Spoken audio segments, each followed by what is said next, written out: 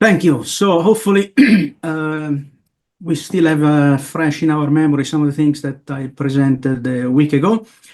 And now we go a little bit back in the past to revisit some things that I did in my youth and some new results that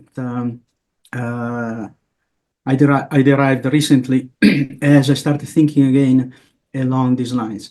So the workhorse model that I showed you last time is a model of monopolistic competition, so constant markets. That's a very convenient formulation and a big simplification to study dynamics. And that is one of the elements of the model that deliver this very simple representation of the dynamics that has a closed form solution. But you can imagine that for a variety of reasons, one might be interested in markups. I was interested in endogenous markups as a way to think in terms of oligopoly in the context of endogenous growth model back in when I was in graduate school. Then interest in markups essentially disappeared, and then it came back with a vengeance in the last, I would say, 5, 6 years. There has been an explosion of interest in those things. So one property of the model that illustrates the importance of this concept of competition is the elasticity of substitution across goods, epsilon, that in the basic model gives us the curvature of the demand curve faced by each firm, and then, as I showed you last time, regulates the concavity of the revenue function and gives us conditions under which it is reasonable to work with a symmetric equilibrium as a first order approximation to a structure that is potentially richer than that. But when you dig into the equations into the behavior of the model, if you imagine an increase in epsilon, then that increases the incentives of incumbent firms to innovate to expand the market share. And as all firms do, no firms gains market share. That's the symmetric equilibrium. But society gains because of this relentless drive to improve productivity, to reduce price, and try to gain market share. That's a representation of the engine of growth that is different from what one finds in third generation models. In fact, higher epsilon lowers the incentive of entrance because higher epsilon reduces the profit rate, 1 over epsilon. And this, in fact, is the key driver of the role of the price elasticity substitution in the models of Romer, Grossman, but all of the first generation models. In fact, in the literature, it's well known that back then, one of the problems that people uncovered immediately was that apparently the models predict a negative relationship between competition and growth. More competition, i.e. lower profit rate, lower growth. That's what those models said. And there was a paper in the JP by, right now, I can't remember the two authors, competition and growth, looking empirically and documenting a positive relationship in the data that they were using. That positive relationship, in fact, was familiar to many people coming from the Schumpeterian hypothesis, that older literature. And in the literature, in fact, people were talking explicitly for decades about a potentially hump-shaped relationship, or in some people refer to that as the inverted U relationship between competition and growth. Now, the difference here is that the first bullet point follows from the fact that incumbents that do R&D in order to steal market share respond to epsilon through the marginal gross profit ratio, this expression over here, which is very different from the gross profit ratio, which is this expression over here. So in fact, I always interpret this class of models as, look, epsilon is not really a measure of competition. Epsilon is a deep parameter. The proper measure of competition is the number of firms. Again, that's the Schumpeterian idea coming from the Schumpeterian hypothesis. In fact, epsilon in these models lowers the thresholds XZ, meaning that firms are willing to do R&D at lower firm size than otherwise. Why? Again, because as you increase epsilon, you increase the at the margin, you increase the market share that you can steal from others by moving down your demand curve. And it has, in fact, instead the opposite effect on the threshold that activates entry. Not only that threshold is decreasing in 1 over epsilon, so it's increasing in epsilon, higher epsilon discourages entry, but that threshold can blow up to infinity at this critical value, when 1 over epsilon is exactly equal to this effective discount rate times beta, which is the parameter that regulates the entry cost. So this is a very different perspective on the role of this measure of competitiveness in the market than first generation models. So let me explain a little bit, connect this to the older literature, and then show you what I can do with this approach. So last time I told you that the theory nests as a special case the Romer model.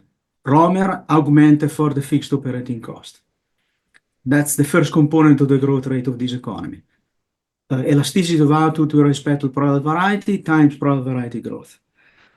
The difference from Romer is that in Romer, by construction, product variety can go to infinity. In fact, it grows at a constant rate forever. Here, instead, product variety is constrained by the labor supply, by this measure of the resource base of the economy. When we look at the comparative statistics effects of epsilon on the activation threshold, these highlights that the model nests also a unidimensional model of endogenous growth that has only vertical innovation, in my case, productivity, but it could be quality. And in that case, that's the Aghion-Howitt approach. Granted, their model is different, creative destruction. I call these models creative accumulation because firms do incremental innovation instead of, and there is no replacement of incumbents by challengers. But the notion is that the vertical dimension of technology is one of the dimensions of the model that we are using here. And one of the things that I showed you last time is that the reason why the model becomes so simple and gives us these logistic equations governing the evolution of the state variable is precisely because there are two dimensions of technology. One, product variety, that is constrained by the endowment, and there is an intrinsic growth rate and the crowding coefficient that gives us the logistic dynamics. And then there is the other dimension that is more intangible, productivity, quality, knowledge accumulation is not a physical object, knowledge. And that's a dimension in which we can get endogenous growth. So that's as a growth theory model. But if you think like an IO guy, then the vertical dimension gives you investment by firms, and the horizontal dimension of technology, this product variety, gives you the number of firms, and that's exactly the competition side of the ledger that Schumpeter was talking about. Okay, so that's where we're going to go. And what we're going to do then, we are going to change a little bit the formalism here to accommodate endogenous markups and other interesting things. In fact, we're going to do two things here. We want to talk about non-atomistic firms. Today, these non-atomistic will be replaced by granular. And we're going to switch notation to an integer n, only in the setup. Then I'm going to treat it as a continuous variable to retain tractability. So basically, we write the production function for the final good with the summation instead of integral. And the whole point of writing the summation is that now we're going to say that firm I takes into account the presence of its own price in the price index at the denominator. Straightforward product differentiation theory that gives us endogenous markups. Now we're going to do a similar thing in the R&D technology. Because remember the last time we said that the firm, individual firm, was taking KI as outside of its control because that spillover term was completely dominated by the contribution from the other firms because firm I is atomistic. Now, if we make firm I non-atomistic, then we write the operator in the following way. This is taken from this expression is taken from a paper with Smulders in 2002 Economic Journal, fully microfounded. This is the reduced form representation of the story. What happens is that the knowledge stock that contributes to the productivity of labor in R&D of firm I is the knowledge accumulated by firm I that's available to the firm, almost by construction, plus what the firm learns from the other firms. So what do we have here? Very simple diffusion operator, summation for the firms different from I, the knowledge of firm J different from I, and then the weight. If you remember, I had a function D of n. There was the weight assigned in my diffusion operator, spillover operator, assigned to the knowledge, to each source of knowledge from which a firm I can benefit. So this is, if you remember, I was using 1 over n that reduced this whole operator to an arithmetic average. Now, the microfounded story that we have in the paper with Schack in 2002 is a story in which, as the number of products expands, the technological distance between product lines, firms increases. And so the degree of overlap between your knowledge base and their knowledge base is reduced. And so you learn less from other firms. But this is a process that is bounded from above. In fact, if you look at this operator, you see that as n grows, eventually this has an upper bound. Okay? So that's a story. And one way to think about this in terms of the notation I introduced last time is that I had that function. I forget whether I was using sigma or D. I think I was using D. So we have a function that was the weight that now we interpret as a function of the entire vector of knowledge stocks. And you learn 100% from yourself. For j equal to I, the weight is 1. We see it here. For j different from y, from I, instead, the weight is this expression over here. Okay? So that's the thing. There is a learning from other components of the model. I call it an instantaneous diffusion process. And again, the conceptualization is that knowledge is non-rival, partially excludable, but there is also a question that knowledge is differentiated. So agents learn from each other if they know different things. If they know the same things, there is no scope for learning. But on the other hand, they can learn from each other if they do completely unrelated things. That's in words, the story that we capture in the paper with Schack. And so here we are using the reduced form representation. Now, we made the usual Bertrand competition assumption. We can do everything I'm going to show you with Cournot. So firm I takes into account the effect of its price on the price index. That's a key thing. So the price indexation is set the price equal to marginal cost times the markup. That depends on the price. This is called the perceived price elasticity of demand. And the perceived price elasticity of demand is the elasticity of product substitution minus elasticity minus 1 times the market share of the firm. Okay? Now, in symmetric equilibrium, SI becomes 1 over n. That's one of the problems that people reported for a very long time concerning calibration of models with endogenous markups. But remember that the micro tells you that what matters is the market share of the firm. This expression, this structure tells you that firms with large market share have more market power because they operate along a demand curve that is less elastic. That's intuition that we want to keep in mind. Then, of course, in symmetric equilibrium, SI becomes 1 over n, as I'm showing here, but we need to remember where it comes from.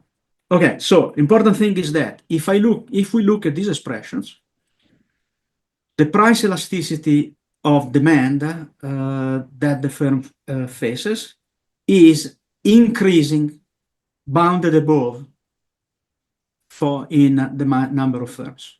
This property has been used often in the literature to say, look, the monopolistic competition model can be rationalized as the limit for very large N of the underlying oligopoly model. I'll come back to this point. All right, so this is very clear. Now, the property that I assign to the spillover process by working with this specification is analogous because so what changes with respect to what I showed you last time is that the shadow value of knowledge for the firm that is investing in-house, last time it was in the baseline model is 1 over alpha times Z. Here is 1 over alpha times Z multiplied by this term. And what is this term? Well, the symmetric equilibrium representation of the diffusion process that I showed you earlier. And this cost is unambiguously lower than in the baseline model. Okay? So this new representation of technology is leveraging the number of firms, the role of the number of firms as the number of sources from which an individual firm can learn. And this property, this operator has the same property of increasing in n but bounded above. So here too, in this part of the model as well, we can think of, okay, then the monopolistic competition model is the limit for very large n of this underlying model with this richer structure. Okay? Then the solution of the model, essentially the solution procedure doesn't change. Firms maximize shareholder value, and there is a free entry condition. In these slides, I focus only on the equilibrium where there is both investment in entry and investment internal to the firm, firm investment and firm entry, because I want to simplify things and zoom on a growing economy, because that's where we learn new things. And as I showed you last time, my approach is to reduce everything to the rates of return that capture the incentives to undertake particular investment activities, and then use the no arbitrage principle as my equilibrium concept. So we have the rate of return to firm innovation, investment in-house, that is an expression that has the same economic properties of the one that we had last time, with the difference that now everything that is related to the price elasticity of demand, that was a constant in the baseline model, now is a function of n. And everything that was the productivity of labor in R&D, that was the constant alpha, now is alpha multiplied by a function of n because of this additional role that firms have. When I look at the rate of return to entry, same story. I get essentially the same expression that I showed you last time with this additional role for the number of firms coming through the price elasticity demand channel. Okay? And then there is also the rest, but since I have LZ here to compress the expression, pretty much if you do the substitution, then you see all the places where n enters the rate of return to entry. Now, beauty of this approach is that it doesn't change the general equilibrium properties. In general equilibrium, we still get that expenditure per capita jumps to its steady state value, which is a constant, and therefore we get that the interest rate is constant. If I shut down population growth, then also market size is constant. I'll tell you later why I need to shut down population growth. In a sense, you can already intuit it. If population grows, n must grow accordingly, then n eventually becomes infinitely large, and therefore we converge to the monopolistic competition model. And we don't have much to say about the new things that I want to discuss here. So shutting down population growth has an analytical role here to bring out the role of the number of firms. Okay, then in symmetric equilibrium, my symmetric general equilibrium, at any point in time, this equation gives you how much each firm wants to spend on R&D in-house. The elements of the function are the same ones that we discussed last time, but again, here what happens is that, so this is firm size, but then there are all these elements that in the baseline models are constants that now are functions of the number of firms.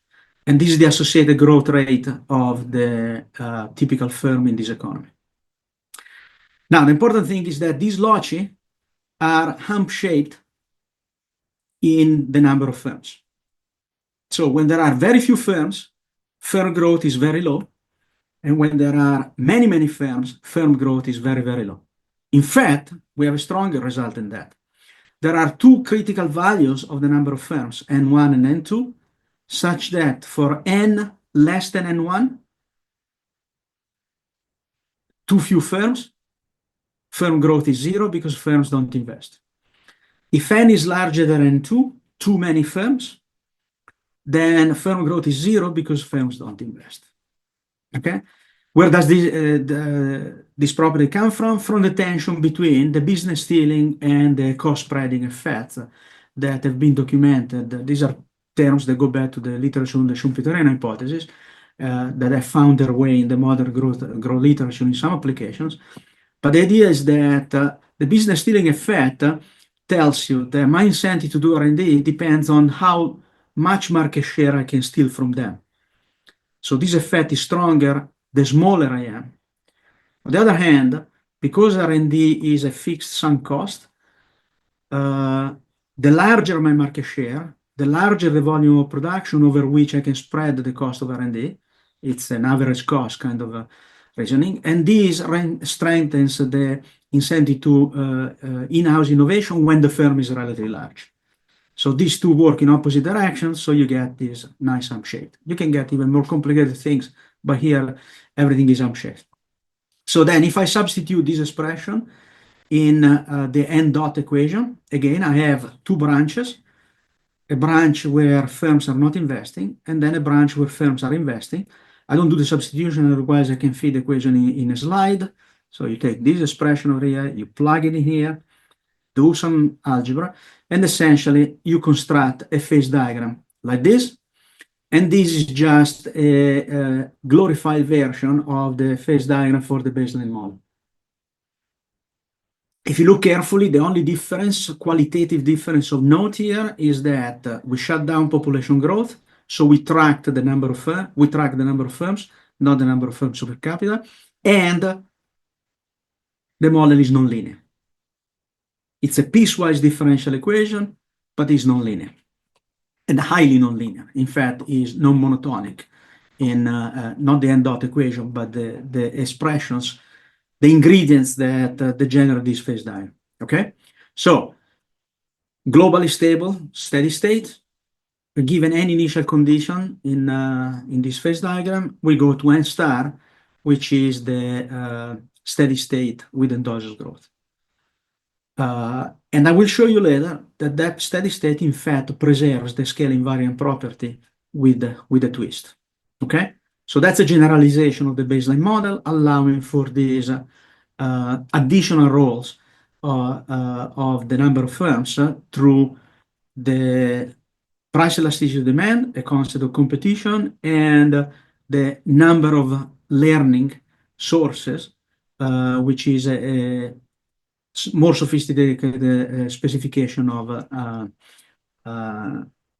the interaction in technology in technology space among firms. All right, so it's more revealing if I study the dynamics in the space of number of firms on the horizontal axis and firm growth and firm investment on the vertical axis.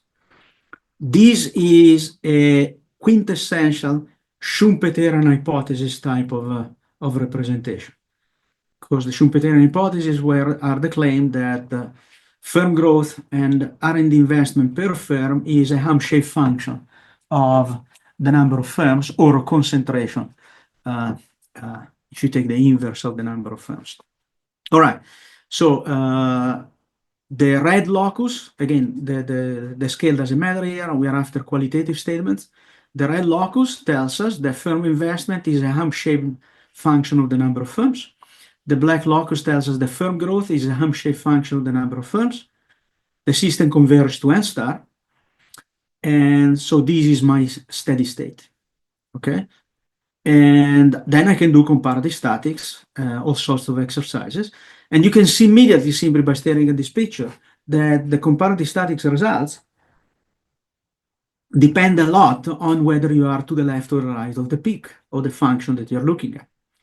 Now, I need to tell you that these Soroush Ghazi, in his job market paper, had done a phenomenal empirical part where he documented with the best available data in the 5 years ago or something like that, that in fact, and with modern econometrics methods, so causation, instruments, and everything else, that these relationships are actually in the data.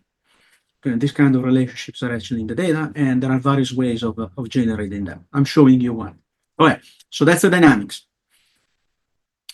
And what about scale? Because as you know, I take scale very seriously.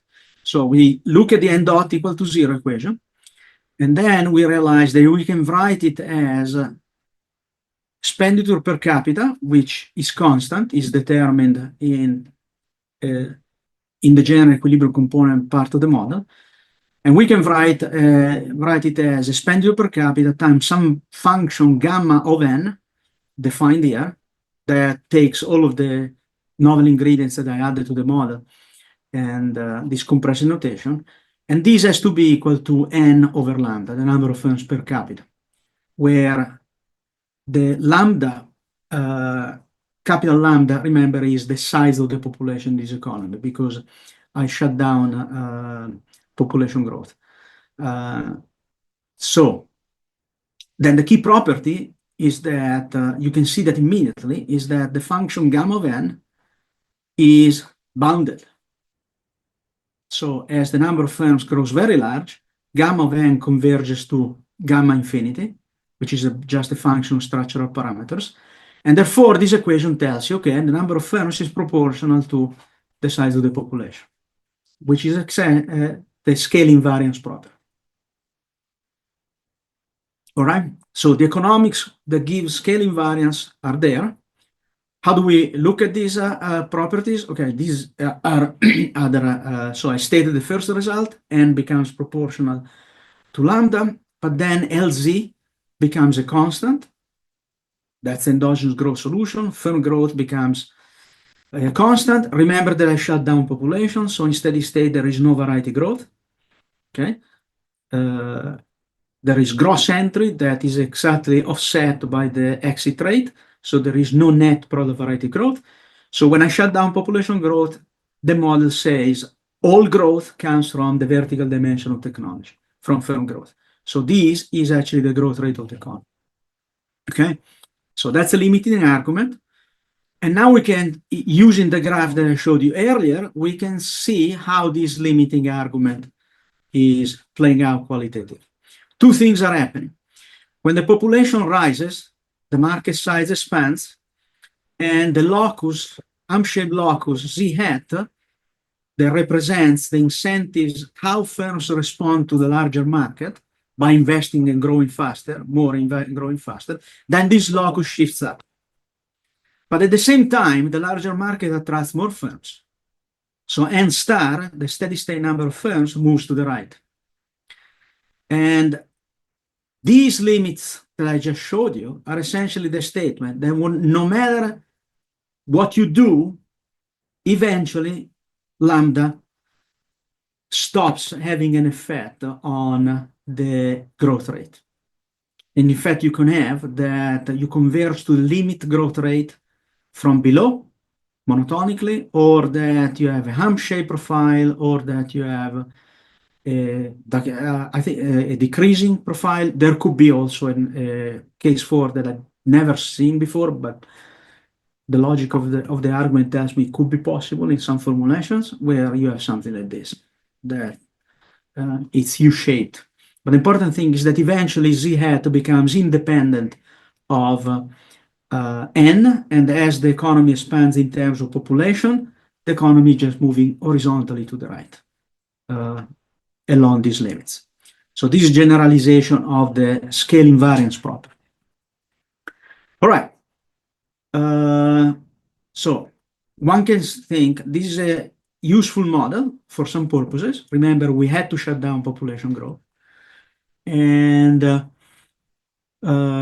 we can think of this as a economy that is basically whose industrial sector is just a single, gigantic, single oligopolistic industry. Okay, I'll relax later today this characterization of the economy.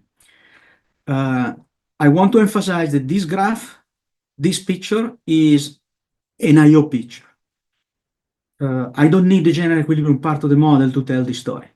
So this is happening in the market for the goods that these guys, differentiated goods that these guys are selling in competition with each other. All right. So one could say, well, but this is a very complicated model. Yes, we understand that everything works nicely qualitatively, but one of the things that is appealing to me, surely, maybe to others, in the baseline model is that you solve it analytically because it's very simple. All right, so now let's see whether we can make some more progress. Remember that all we've done here is we have enriched the demand system and through a behavioral assumption, the firms take into account the presence of their price in the price index, and that changed the price elasticity of demand from epsilon, the price elasticity substitution, to a function of the market share of the firm and therefore a symmetrical equilibrium of the number of firms. And the other thing, we changed the spillovers from a very simple arithmetic average to a more sophisticated function that assigns a richer role to the number of firms as the number of sources of learning available to any individual firm in this market. Okay, so those are the concepts that we introduced here. And we learned that in that specification, the representation is that each one of these two elements is an increasing and bounded above function of the number of firms. Good. So now we can ask ourselves, okay, but can we go back to the representation with the integral continuum of firms and basically get the same? Of course we can. So let's say that Ki in the continuous number of firms now is a function d of n times, so the weight assigned to each firm is d of n. There is a symmetry assumption built in there because d of n doesn't get an index because n is the number of firms. Then in symmetric equilibrium, the growth rate of the firm is alpha times n times d of n times the investment of this firm. So this entire term n times dn gives me endogenous labor productivity at the firm level. And the function, the argument of the function is the number of firms. Okay, and there are two effects in competition here. N represents the number of units from which I can learn. So the larger n, the more I can learn. But d of n reduces because it represents distance, is a decreasing function of n. Then that tells me that as more and more firms are active, we get on average more distance in technology space from each other, and therefore we learn less from each other. Okay? All I need to say is that this composite function is increasing and bounded above in order to generalize my model. In fact, I'm happy if the upper bound is exactly 1. Because if the upper bound of this composite function is 1, I get exactly the baseline model in the limit. Okay? So that's one thing that we do. Then we are going to go to that's the spillover part. And now we can do it the same on the price elasticity of demand. We can say, look, there is a tradition in macroeconomics going back to many new Keynesian papers from the 80s that basically say, look, write down a Dixie-Stiglitz model with a continuum and simply say that the elasticity substitution, which is just a technological parameter, is itself a function of the number of firms. That's a reduced form way of capturing notions like, location address models in IO or product differentiation, where the more products there are, the closer they get to each other, and therefore the lower the market power of each firm. There is a very large literature that rationalizes and conceptualizes this kind of operators. So let's say that now the price elasticity, the elasticity substitution, which is equal to the price elasticity demand if we treat firms as atomistic, is increasing in n with an upper bound, and I'm going to define the upper bound epsilon. So this gives me again in the limit the baseline model. All right. So then I write down my differential equations that now are more compact. And then I stare at these equations and I say, hey, if I care about the qualitative properties of the system, we can discuss calibration, of course, but if I care about the qualitative properties of the system, then I can choose the functions E of n and D of n with this representation. And these two functions have the properties the qualitative properties that I described earlier. Okay? So they do the job in terms of capturing what I want to capture. But in fact, they do more because once I do my substitutions, I obtain the firm growth, is this expression over here, ham-shaped in the number of firms. Qualitatively, this function has the same properties of the one that I showed you earlier for the oligopoly model, granular firms model. And then I have the n dot over n equation. Remember that that's the key equation that drives the dynamics. After I do the substitution, it becomes a self-contained equation, differential equation representing the growth of the number of firms. What's the property of the baseline model that gives us that extreme tractability? That the equation is logistic. And then you solve it. Good. Now we stare at this equation and you say, this looks awfully familiar. If it's not a sibling, it's probably a first cousin of that expression that we used last time. Okay, all the properties are there. In fact, if you do some manipulations, you rewrite that differential equation in this form. If you look carefully, this is just a logistic equation with an added constant kappa. Again, these are composite parameters. Nu is the intrinsic growth rate of the number of firms. N tilde is the carrying capacity, which is related to the carrying capacity of the baseline model in a very precise way. And then there is this additional parameter kappa that has this expression over here. Okay? Again, if you parse the equations, you see that these are just composite parameters. Okay? One endogenous variable n and constants that are composite parameter, composite functions of the d parameters of the model. All right. Now it turns out that this equation, in fact, is a member of the logistic family. This is called logistic growth with constant stocking. Why? Because there is a constant, this constant represents a constant injection, is as if you keep adding exogenously firms. If we had a minus here, it would be a logistic growth with constant harvesting, very popular class of equations used in environmental and resource economics in particular. Here we have constant stocking. Again, these equations have been solved by mathematicians much smarter than me many decades ago. And so mathematicians like to represent the solution in terms of the arctangent function, hyperbolic tangent function, which in fact is a function of exponential functions of time. So this essentially is a model that has all the properties of the oligopoly model of non-atomistic firms that gives you the analytical solution for the transition path. Exactly as we obtained it in the baseline model. And again, once one has the analytical solution, a lot of insight comes out of it, and then some computations become much easier, and one can do the kind of exercises that impulse response and other kind of exercise, welfare calculation that we did for the baseline model.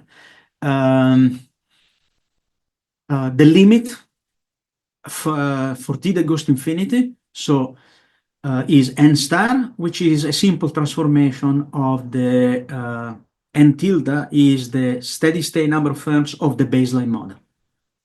Again, you can think of this model as just a simple perturbation of the baseline model by simply adding this plus kappa. And then your solution tells you, okay, your solution is just a member of the family. The difference is that the convergence is not governed by a simple exponential function, but is governed by this hyperbolic tangent function, which has slightly different properties. Okay, and then you can do all of the kind of exercises that I showed you last time with this kind of model.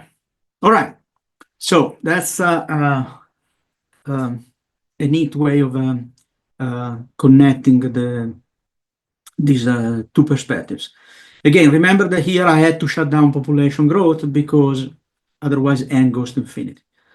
I don't have it in these slides, but there is a way of writing down endogenous growth models of this class that allows you to, you basically need to add another margin that absorbs population growth so that the number of firms in this industry can converge to a constant without having to go to infinity. And again, I don't have it in these slides, but it's stuff that I'm doing in the book that I'm writing. All right. So now I'm going to discuss a new idea, an idea that I discovered a few years ago, and that I was interpreting in a particular way when I first published it in a paper published in 2018, and then digging deeper with the help of many friends, co-authors, and collaborators, and many of them in the audience, we realized that the idea can be is much more general than we thought initially. So let's attack it this way. The engine of growth equation in this theory is this one, with this operator that gives us the spillover term. In the baseline model, d of n is equal to 1 over n. So n times d of n is equal to 1. Okay? There is no reason to write the theory that way. Okay?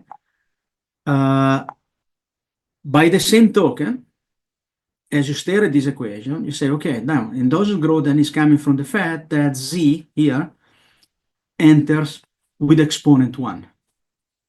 And as we pretty much everybody doing endogenous growth knows, the conventional wisdom in the field is that z must be 1. Otherwise, you don't get endogenous growth. Now, in my 2018 paper, I showed that in fact z can have exponent in a lab equivalent version of this theory, can have exponent larger than 1. Now I'm going to show you that in fact the exponent can also be less than 1. Okay, so the exact linearity of this equation is not necessary to get the theory going. So let's write the spillover operator as the integral. There is a typo here. This should be d of n, not d. Okay. Let's write the zj inside the integral raised to the zeta plus 1. Okay. So zeta is going to be the key parameter that I want to focus on. We were told that zeta less than 0, no endogenous growth. Zeta equal to 0 gives endogenous growth. Zeta larger than 0, impossible, gives you explosion to infinity in finite time. That my 2018 paper disposed of that claim. But let's go step by step to see what we do. All right, so let's say that zeta is simply a number different from 0. What happens here? This is the key equation that now we're playing with. So this equation says that if you hold everything else constant, then for zeta larger than 1, zeta explodes to infinity in finite time. For zeta less than 1, then you converge to 0. What's the catch there? If you hold everything else constant. But the theory tells you there is no reason why this term over here, this productivity term, should remain constant, and there is no reason why this investment term should remain constant. This is a choice of the firm. So it responds to the state of the economy. Similar to this term over here. N is a variable that responds endogenously to the state of the economy. Okay, so let's see what happens here. So this is very closely related to the paper that Filippo presented. Essentially, this is the knowledge-based version of that of the story that Filippo presented. So we can go quickly here. So the key is, as usual, we get two differential equations representing firm growth and the rate of net entry. Okay, and it's a system in principle in 2 dimensions. Okay. And for the purposes of this exercise, I'm going to turn on population growth. So I don't restrict the population growth rate to 0. I want to have population growth in this exercise because that's exactly what brings out into the open the property of this system. Then, as we look at these two equations, you see that, again, the property that in general equilibrium expenditure per capita is always constant and the interest rate is equal to rho holds. You can see that from the equation. So as I parse these expressions, I see immediately that a steady state with firm growth constant and net firm entry constant exists as long as this composite variable converges to a constant. That's the key. What this theory does is it takes a state vector that in this case is 3-dimensional. What are the state variables in this expression? L, the population that grows exogenously, N, the number of firms that grows endogenously, and Z, average knowledge of the firm knowledge that grows endogenously. That's my state vector. So what these objects does, it takes these 3-dimensional state vectors and compresses it into a single scalar. So I need to study the dynamics of this expression. Okay. So if population is growing, this numerator tends to grow. Okay. And then N, the denominator, needs to tame the beast, so to speak. That is the property of the baseline model. Now, if L is growing and Z is growing and zeta is positive, then N, the net effect of N, remember that this N, look, this N cancels out with this one. D is a decreasing function of N.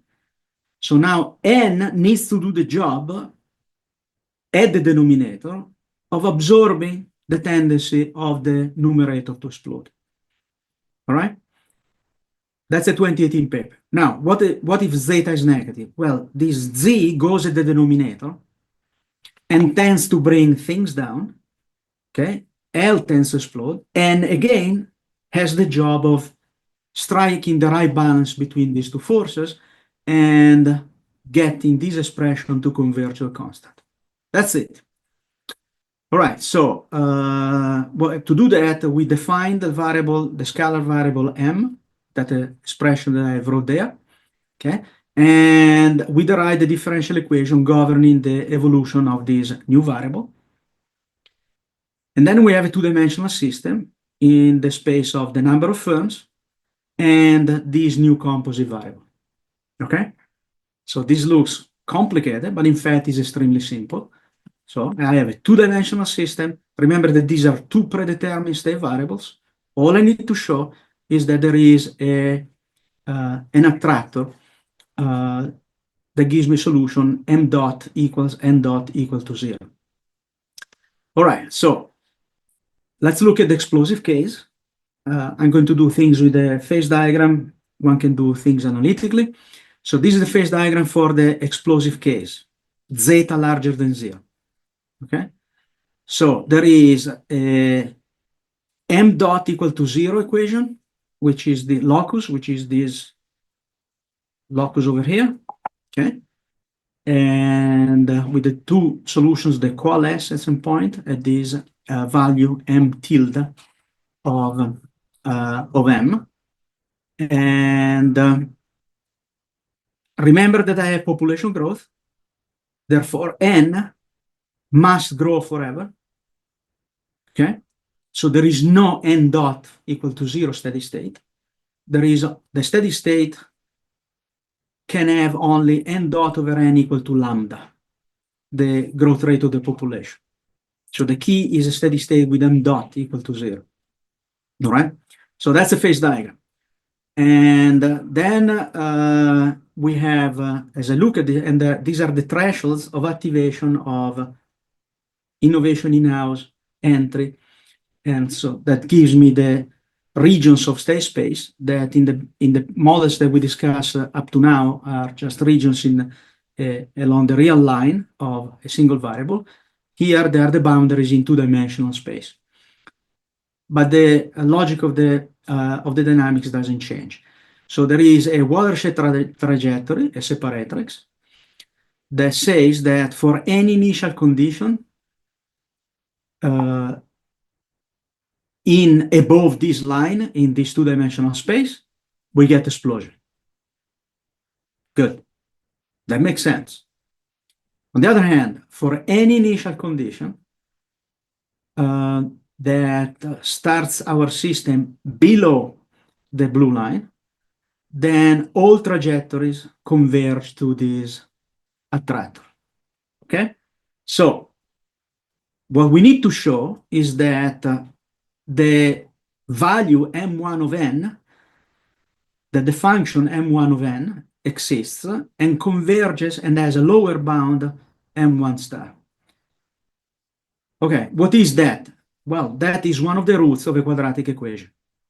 Because when you look carefully at the system that I've wrote down, what happens is that the m dot, if you look carefully at this equation over here, and then you do the substitutions, and you go to the limit where this term, where you reach the limit of the composite function n times d of n, this term, that remember what that stands for, the spillover, the richer spillover function. Then when you do that, you're basically left with a quadratic equation, and you simply need to show that the quadratic equation has real solutions. And that means that then you get a parametric condition, restriction on the parameters, that tells you, okay, if the parameters are in this region, if you are in this region of parameter space, then you get the dissolution exists, and this is the attractor of your system for initial conditions below the blue line. That's it.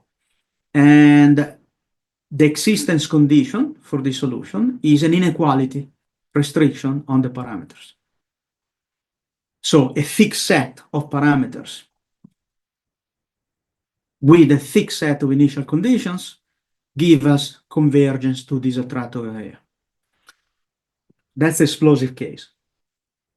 This model, in fact, has a very interesting property, because if you look at the entry rate as the economy converges to this attractor, the important thing is the entry rate does not converge to lambda, but converges to lambda plus zeta times the steady state growth rate of firm knowledge. What is happening here is that knowledge, firm knowledge, because zeta is positive, is growing so fast that is creating room for having a number of firms that grows faster than the population. Okay? And these are relationships that probably one can check in the data. Again, zeta equal to 0 gives me n dot over n equal to lambda, but the generalized model tells me no, the rate of entry is lambda plus zeta times the growth rate of firm knowledge. And that's what tames the beast, what prevents the system from exploding.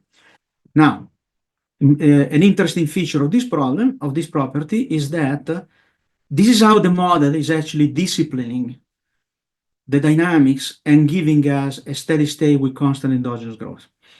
That the number of firms is growing faster than the population. Therefore, the rate of growth of R&D per firm is negative.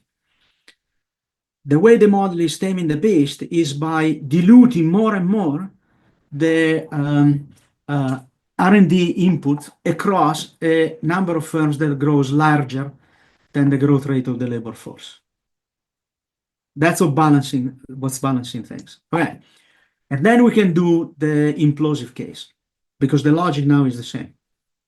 Okay, construct the locus that gives you the m dot equal to 0, the solution of the m dot equal to 0. Now, in this case, because theta is negative instead of positive, we get that the locus is given by this line that has a lower bound, an asymptote m2, n2 star, and then there is this part over here increasing, and the function m1 of n that converges to m1 star. Again, these are the solutions, the two roots of a quadratic equation. And as n grows larger and larger, those two functions converge to their upper bound. Okay. And so the solutions of the quadratic equation themselves that you can write down treating n parametrically, then you can show that you get exactly these dynamics. So there is again a separatrix. And so the statement is that for any initial condition below the blue line, you are going to cross the boundary m1 over n, start imploding, m starting to decrease, then you shut down vertical R&D because you cross into the region where they don't want to invest. And if you keep going, entry shuts down as well. And then you go to a stagnation kind of result. If you start above, you converge monotonically from below to this limit. And if you start much higher, then you convert monotonically from above to this limit. Again, the existence of the solution of the roots m1 star, m2 star is simply looking at the determinant of a quadratic form be positive so that the solutions exist and are real. And that is going to give you an inequality restriction on parameters that says that there is a fixed set of parameter values that combined with a fixed set of initial conditions give you constant endogenous growth in steady state when under seemingly impossible conditions. I like that sentence. Now, this representation, again, we get the quadratic equation. I'm going to go to cut to the chase. So this is telling you that the system is accomplishing this balancing act because in equilibrium, the number of firms now grows more slowly than the population. Zeta is negative. What it means is that the R&D input per firm is actually growing in steady state. Zeta is negative, remember. So how is the economic mechanism, the market mechanism, achieving this balancing act? That the no arbitrage of rates of return, that is the beating heart of everything that goes on here, is telling firms, entrants, we need a rate of entry lower than the population growth rate so that we can concentrate labor more and more across firms so that offsets the growth of the R&D input, offsets the tendency of the growth of Z to come down as Z becomes larger. That's it.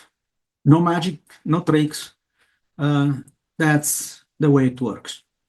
Okay, so that's the first set of slides that I wanted to show you today, and we're doing very well on time. So let's see if you guys have questions about.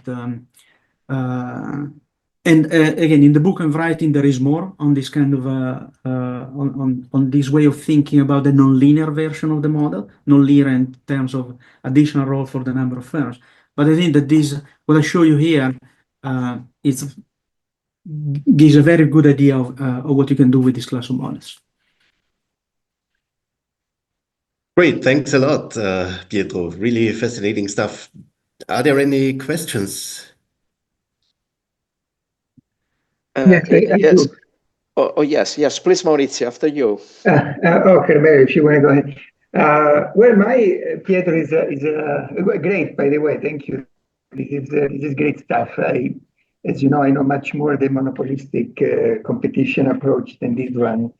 But this is, yeah, so my question is, there is, of course, a lot of similarities, but also differences. I was wondering, how would you characterize as the essential features that distinguish the oligopolistic approach versus the monopolistic one? In the sense, of course, there is this difference in terms of markup, variable markup, the difference that comes, I guess, from thinking the discrete, this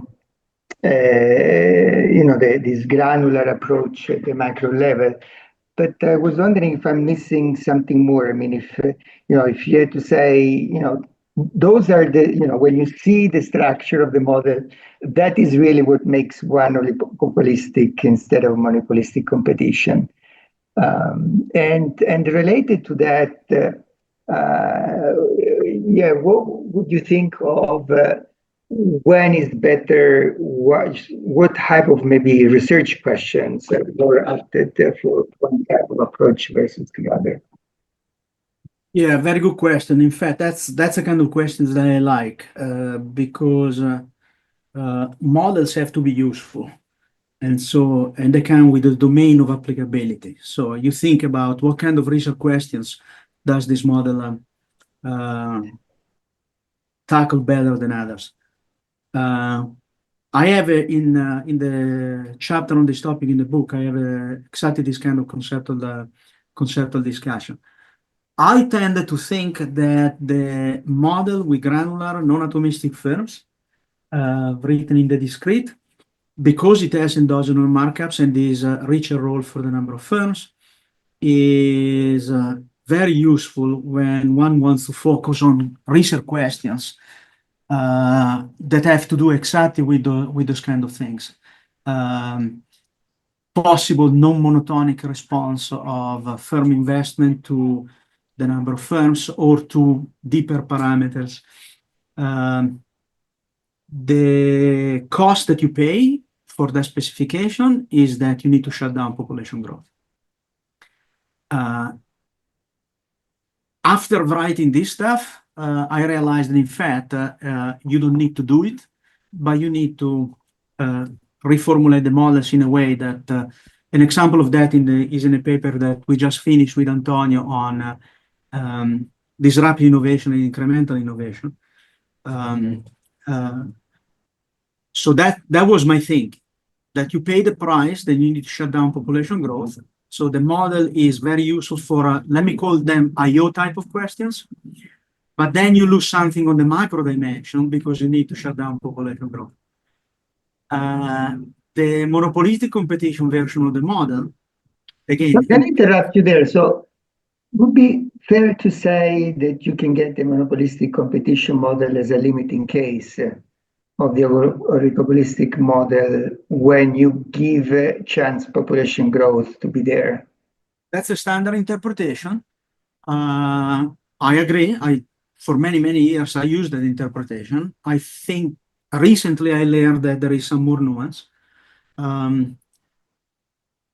The kind of questions that you study with the monopolistic competition model, let's remind ourselves the baseline monopolistic competition model has a closed form solution for the dynamics.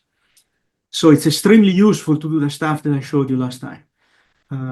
This kind of dynamic exercises, and you're familiar with its power from the work that we have done jointly on corporate governance, taxation, and other things.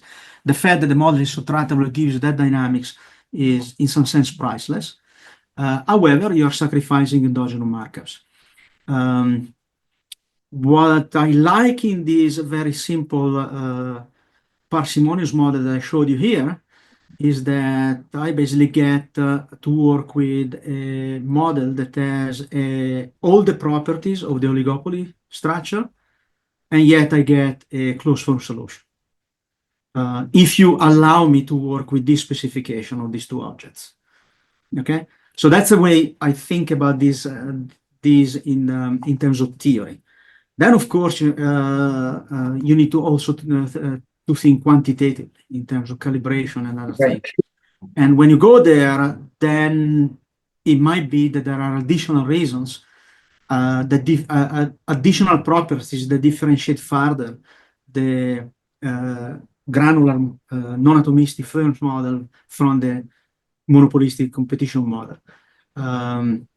As everybody in this audience knows, for many, many years, one of the problems documented in international trade in many applications of this class of models was that when you have a markup, endogenous markups, that is a function of the number of firms, a 1 over n function of the number of firms, then the problem was quantitatively those markups decayed too rapidly.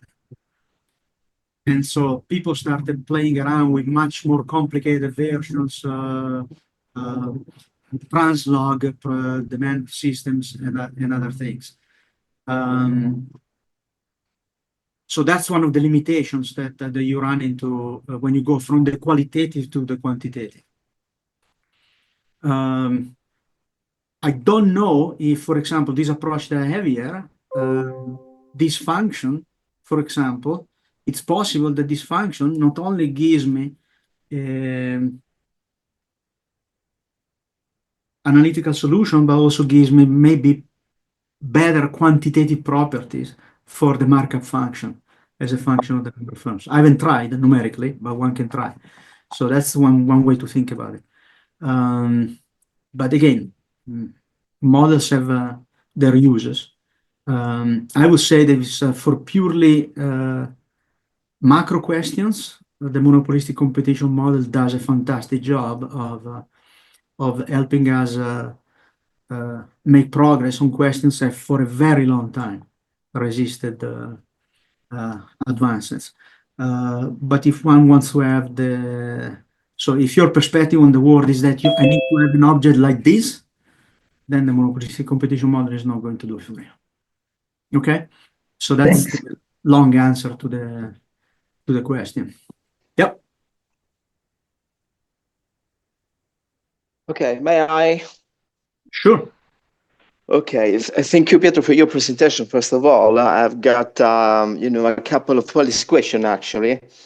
The first one concerns the optimal value of n, the number of firms in the model. In slides 10, you have basically 2 peaks, and so I was wondering what's the most important of the two, because I see 2 peaks. So one it is the growth rate, and the one maximizes the R&D employment. This is purely qualitative. I suspect that if one calibrates the model, the peaks might be one on top of each other. Quantitatively, qualitatively it doesn't need to be. I don't. Let me put it this way: if you think about welfare, then the relevant locus is the black one, because you care about the growth rate of firms, because that's ultimately what's going to drive the rate of decay of the price index in this economy, and therefore the growth rate of utility for the households. LZ is just the investment that realizes that growth rate. So that's what I would say is the way I think about it. Because I agree with you. I think that the most important of the two is the growth rate of Z. In the baseline model, the two are related by the growth rate is just the investment rate multiplied by a constant. The interesting thing about this model is that if you look at this, the growth rate is not the investment rate multiplied by a constant. There is more going on. That's why I drew the picture that way. But I think that these are the kind of questions that ultimately, this is one of the uses of this model. Calibrate, go quantitative. Soroush has done very good job, and we have other papers with Soroush and Domenico, and the paper that I mentioned with Antonio, where you can calibrate and start looking more at in detail at the quantitative properties of these objects. Okay, thank you. The second question regards the parsimonious model. When you have the possibility of exploding or imploding, Well, in that case, what's the role of a government? Suppose that you are on a path that is explosive. So you mean So this what's the tool in this case? this model over here with this kind of phase diagrams? Yeah, suppose there's one, for example, if you are up, you know, the blue line. Suppose that now the problem is to make the economic system stable. So what's the intervention in this case? Well, it's not obvious to me that the government would like to prevent explosion here, because the explosive path is here is a path where productivity goes to infinity in finite time. I don't think that is a well-defined economic object, that path. But I don't think there is a. I never thought in terms of policy about this particular property. I don't see a particular insight concerning policy coming from the fact that there is the region of explosive behavior. Now, in very pragmatic terms, if you think about the growth process in the real world, initial conditions with extremely large M and very large N are, particularly extremely large M, are very unlikely, because M is a composite variable of a bunch of state variables that start small. So I tend to think that reasonable initial conditions would be somewhere in a region like this. And in fact, you can initialize the economy in this region, and then you're going to get a trajectory that goes through the three phases in two-dimensional space of the baseline model. That's the way I think about it. And the same thing applies here. Here, if you want, the policy question is more relevant because you do want to prevent implosion. Yes, exactly. And then every single equation used in constructing this phase diagram has parameters that can be mapped into policy variables. For example, you can think about taxation. You can think about R&D subsidies. You can think about a very large menu of Pigouvian instruments that you can deploy here. I have stuff like that in the book and in many other papers where I study this class of models with the corporate governance. In the work that we've done with Maurizio, Raul, and Domenico, institutional changes that lead firms to change their internal organization can potentially move an economy from the implosion region to the endogenous growth region. So there are many ways of thinking about it. So in this case, the policy question is much more relevant, and you can see it immediately. So there is no specific tool in any case. So I mean, there are many, because you can introduce Pigouvian subsidies, Pigouvian taxes. You can introduce. And I've done work on regulation and models of this class. They show the regulation quantitative paper with Bentley Coffey and Patrick McLaughlin that shows that paper shows quantitatively that regulation has a very big effect on the growth path of economies like this. So that's another policy. No, I ask you that question because you know, in a standard endogenous growth model, Schumpeterian growth model, actually, what we have is a model where it is possible to see overinvestment in R&D, and therefore the optimal policy could be also to tax R&D rather than to give money to R&D firms. So I mean, in your approach, and you know, this sounds like something similar. You can find a situation where there is explosive, and therefore you need a taxation. And there could be instead a situation which is exactly the opposite, when instead you need to subsidize the R&D. So I thought you don't need to go to the explosive part. So this model, that is clear. Yeah, this model here comes from my early work when I was fresh out of grad school, and in the papers that I published were studying these models. I also did the social planning problem. And these economies very easily can give you too many firms, too few firms, too much growth, too little growth. because there are many interactions and many margins along which firms, agents don't internalize. For example, entrants don't internalize the fact that they congest the market in some sense. Incumbents don't internalize the fact that by investing in R&D, escalating R&D, they erect endogenous barriers to entry. So there are lots of margins that are not internalized in these economies. Yes, no, I agree with So you. this model very easily. So you can construct a graph like this. Ignore the red line. You can construct a graph like this with the black line representing the market equilibrium and the red line representing the social planner. The social planner. And the social planner could be a line that is entirely above the red one, entirely below. They intersect. All sorts of things have come up in the In fact, highly non-linear models. In fact, Pietro, I think that in that sense, your model is richer because instead of looking for, a welfare maximizing policy, you have also another motivation for the government to intervene because the motivation is the stabilization of the system sometimes. Yes, if you think along Yeah, those this is additional. I mean, Yes. with respect. So that's very nice, at least. I think it is very nice. Everything that I've done introducing taxes and other things in these models, I've done a lot of work focusing on neighborhoods of the steady state.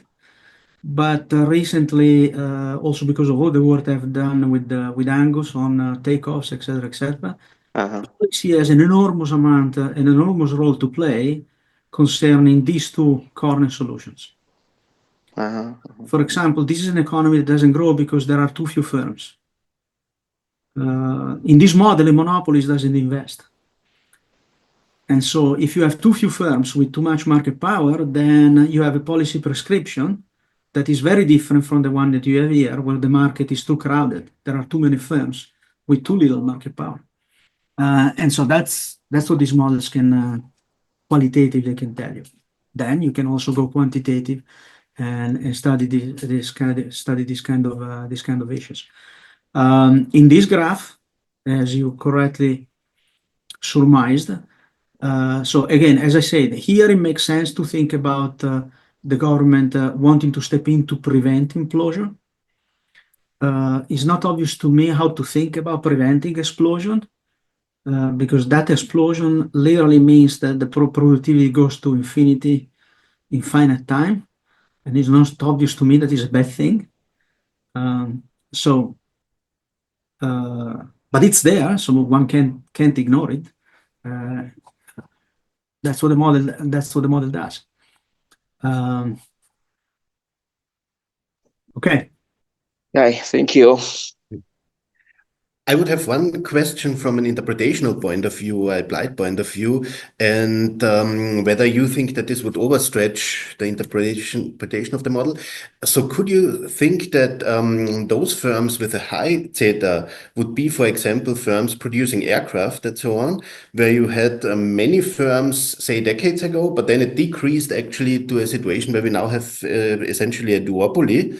And with other firms, for example, in the IT sector, we had exactly the opposite. So the XI may be higher. You had an explosion first, right? Well, explosion not, but a huge increase, faster than population growth, and then a fall again, which would be very much in line with the trajectories that you showed for that case. And then kind of after the IT bubble burst or so, then a decrease again, and then only the firms with solid business models kind of survive. Would that kind of fit to the story, or do you think that's kind of overstretching it? No, in fact, you just gave the perfect introduction to the next set of slides, because you are let's interpret very carefully what you just said, which is very important. You just said that there might be heterogeneity in the economy across, let me introduce the word industries, and that there is no reason to expect that this is a single industry economy. So there is no reason to expect that industry one behaves exactly like industry two. I think that this is one of the weak points of all of endogenous growth theory, that no matter what, the models always boil down to some kind of single industry representation of the economy. and there is very little room for introducing more IO-like concepts. And what I'm going to show you next is that the structure that I have, in fact, allows you with minimal complication to do that very thing.